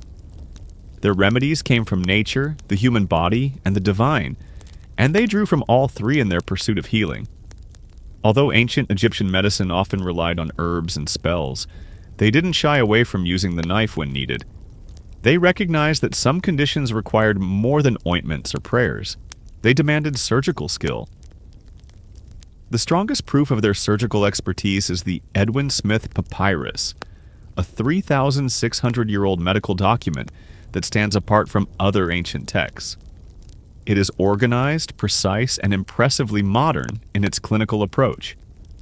It details 48 cases, primarily involving traumatic injuries like skull fractures, broken collarbones, and spinal damage, each with clear instructions for examination, treatment, and prognosis. What's remarkable is the document's practicality. It categorizes each case into one of 3 outcomes: an ailment I will treat, an ailment I will contend with, and an ailment not to be treated. In modern terms, treatable, uncertain, and beyond help. This early form of triage mirrors a system still central to emergency medicine today. Egyptian surgeons worked with a variety of instruments: bronze knives, scalpels, forceps, cautery hooks, and needles. They knew how to stitch wounds, drain abscesses, set broken bones using wooden splints, and even carry out circumcisions. Some mummified remains showed healed fractures, suggesting that patients not only survived their injuries but lived on for years afterward. They were also among the earliest to prioritize cleanliness in wound care, making them pioneers in surgical hygiene.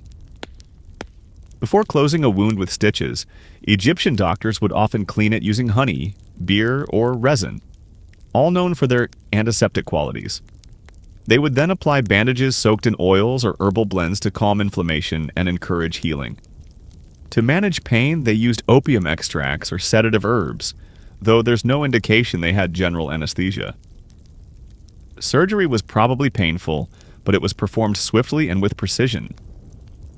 One notable detail is that Egyptian physicians would often leave foreign objects, like embedded arrowheads, inside the body if removal posed a higher risk. This reveals a thoughtful grasp of anatomy and risk assessment. They understood the importance of knowing when not to act. Of course, their surgical capabilities had limits. There's no evidence of internal surgeries or major amputations, and they lacked a modern understanding of blood circulation and infection. Yet within the scope of their time, Egyptian surgeons showed impressive skill and restraint. They weren't merely experimenting, they were practicing informed medicine. They observed, documented, and passed their expertise through generations. With both bandage and blade, ancient Egypt helped shape the foundation of hands-on, practical medicine, lessons that would later resonate through Greek, Roman, and even modern surgical traditions. In Egypt, women's health wasn't a secondary issue. It was a core part of medical care. Fertility, pregnancy, childbirth, and contraception were addressed with serious intent, and women not only received treatment, but at times served as medical practitioners themselves. One of the most intriguing documents on this subject is the Kahun Gynecological Papyrus, dating back to around 1800 BCE. It's the oldest known medical text devoted exclusively to women's reproductive health. The papyrus covers diagnoses and treatments for issues such as infertility, miscarriage, vaginal discharge, and complications during childbirth. Like many other Egyptian medical texts, each entry follows a consistent format: symptom, examination, diagnosis, and treatment. Some based on practical medicine, others on ritual magic, and often a combination of the two. When it came to pregnancy, diagnosis often started with inventive methods. One widely used test had a woman urinate on barley and emmer wheat seeds. If the barley sprouted, it indicated a male fetus.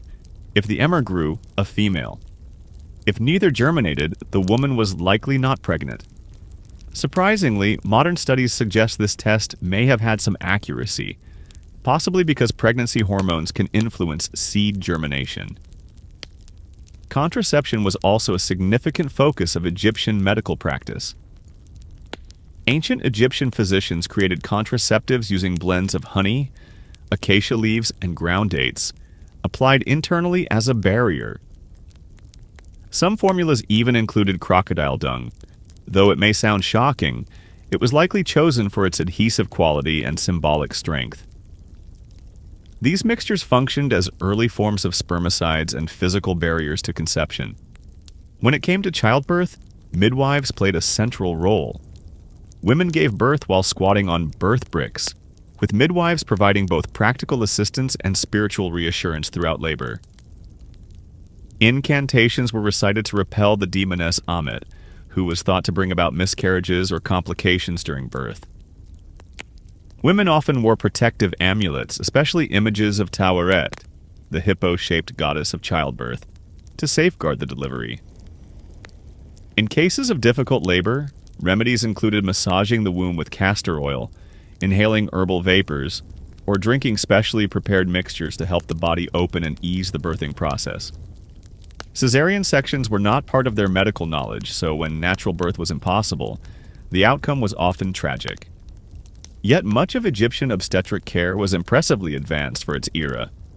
It reflected a worldview where fertility was divine, womanhood revered, and life itself guided by both healer and deity. In the birthplace of civilization, they honored the cradle of life with each incantation, each remedy, and each quiet prayer. To us, the fusion of magic and medicine may seem at odds, but in ancient Egypt, they were one and the same.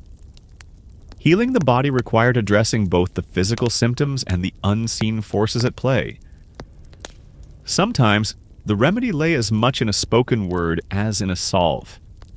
The Egyptians believed illness could stem from many sources: natural imbalances, spoiled food, injury, or just as easily from curses, evil spirits, or the wrath of offended gods. A broken leg from a fall was one matter, but if your stomach ached for days with no clear cause, it might be blamed on a demon or the lingering soul of a restless AK, a spirit of the dead bringing harm. In such cases, healers turned to Heka, the divine force of magic, believed to be a gift from the gods. Heka wasn't seen as illusion or trickery. It was a real and sacred power, as tangible to them as fire or water. Physicians would use it to empower a remedy, guard a wound from infection, or expel unseen forces. Spells were often woven into medical texts like the Ibis Papyrus and the London Medical Papyrus. Some lyrical and poetic, others forceful and commanding. One spell for healing burn says, "O Isis, great magician, I call upon you to cool the fire in the flesh of your servant, as you cooled the fire that scorched your own son, Horus." Speaking the words was believed to infuse the treatment with divine energy, transforming ordinary herbs into powerful cures. Amulets were also widely used for protection and healing.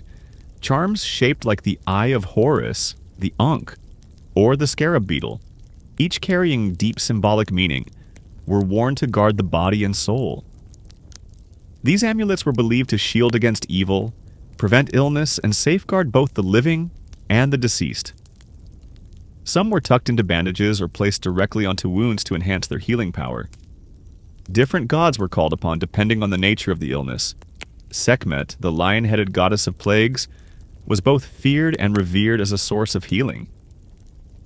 Thoth, the god of wisdom, was invoked to steady the hands of both surgeons and scribes, ensuring skill and precision in their work.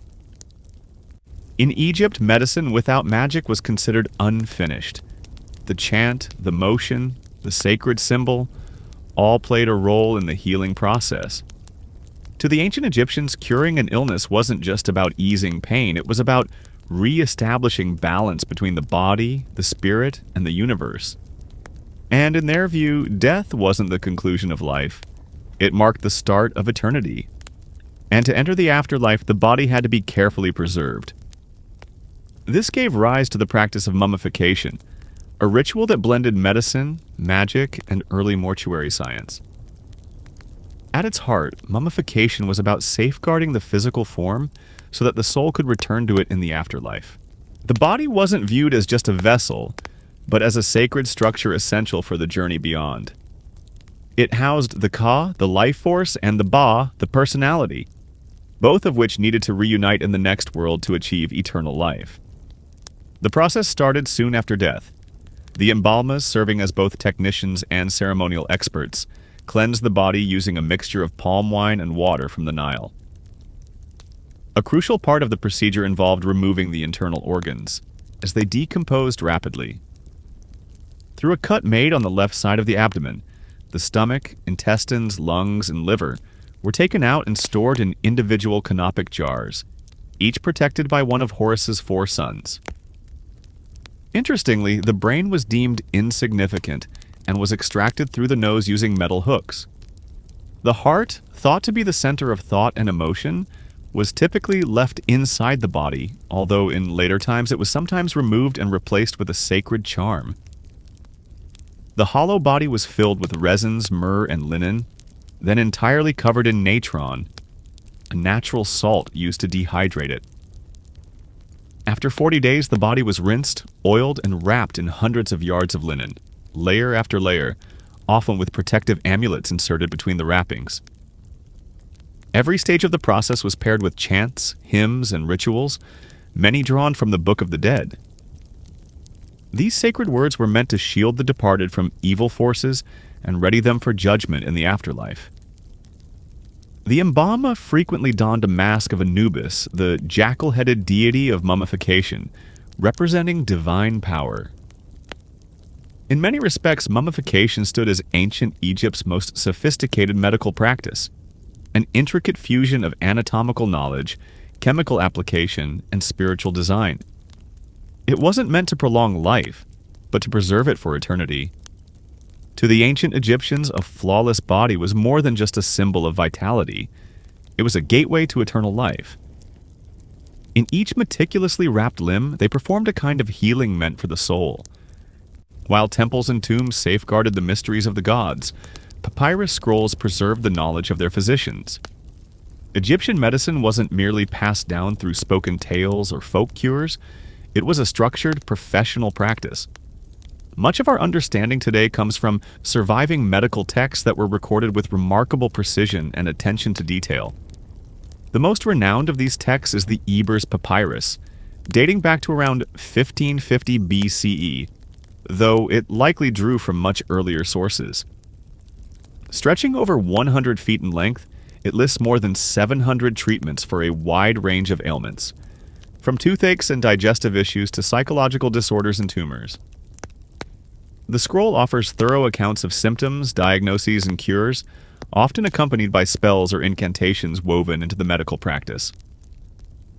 Another important text is the Edwin Smith Papyrus, a hands-on surgical guide crafted with remarkable clinical accuracy. Unlike many other scrolls steeped in magic and prayers, this one resembles the field notes of a battlefield physician. It features case studies of traumatic injuries, primarily fractures, dislocations, and head wounds, and provides detailed instructions on how to assess, treat, and predict the outcomes of each case.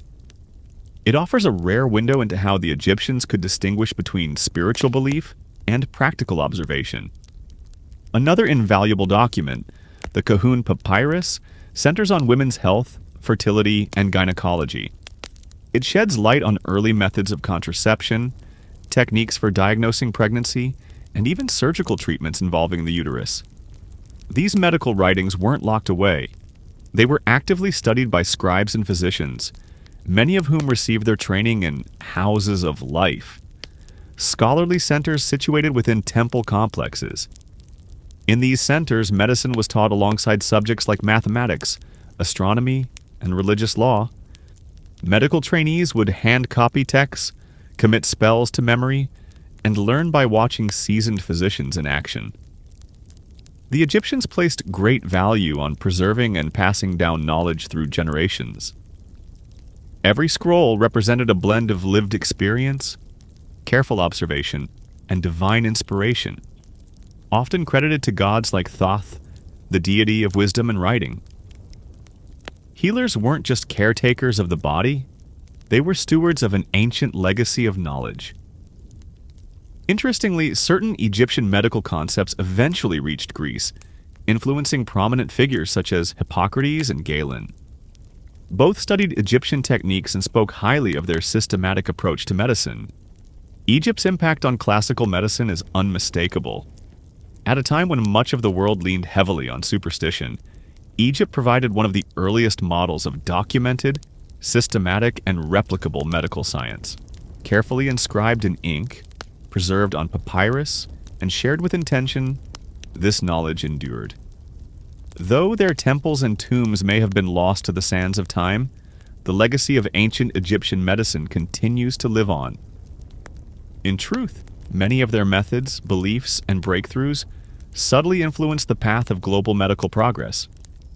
Their legacy can still be sensed in modern hospitals, pharmacies, and even in today's spiritual healing practices. To begin with, their methodical approach to medicine was groundbreaking. The Egyptians organized symptoms, documented remedies, and paid close attention to cause and effect relationships. Long before the Greeks codified such ideas, they were already exploring concepts of diagnosis, prognosis, and hygiene. Their focus on cleanliness through routine washing, the use of antiseptic substances like honey and natron, and even maintaining bowel health, foreshadowed modern public health practices centuries ahead of their time. Their grasp of the mind-body relationship was remarkably forward-thinking. While they lacked modern neuroscience, the Egyptians understood that mental and emotional states could influence physical well-being. What they described as spiritual afflictions might now be seen as depression, anxiety, or psychosomatic conditions. Their approach, blending herbal remedies, ritual practices, and communal support, offered a surprisingly holistic form of care. Even their reliance on herbal remedies has stood the test of time. Ingredients like garlic, castor oil, aloe vera, and willow bark, the forerunner to aspirin, are still in use today, whether refined into pharmaceuticals or sold as natural supplements in health stores. While some methods, like using crocodile dung, didn't survive, their early experimentation with contraception helped lay the foundation for modern reproductive health. Yet perhaps their most lasting legacy is the view of the healer, not just as a medical expert, but as both technician and spiritual guide. In ancient Egypt, a physician was more than just a healer of injuries. They were someone who deeply understood the nature of suffering. Healing encompassed the physical, emotional, and spiritual realms. This human-centered philosophy has resurfaced in today's holistic medicine, palliative care, and psychotherapy, reflecting a timeless understanding of what it truly means to heal. The blending of medicine and magic may seem unusual by modern standards, but it reveals a lasting truth. People seek more than just a cure. They long to be acknowledged, comforted, and truly understood. Ancient Egyptian physicians understood this well. Their scrolls, amulets, and incantations were more than medical tools. They were expressions of compassion. Though their medicine wasn't flawless, it was bold, organized, inquisitive, and profoundly human.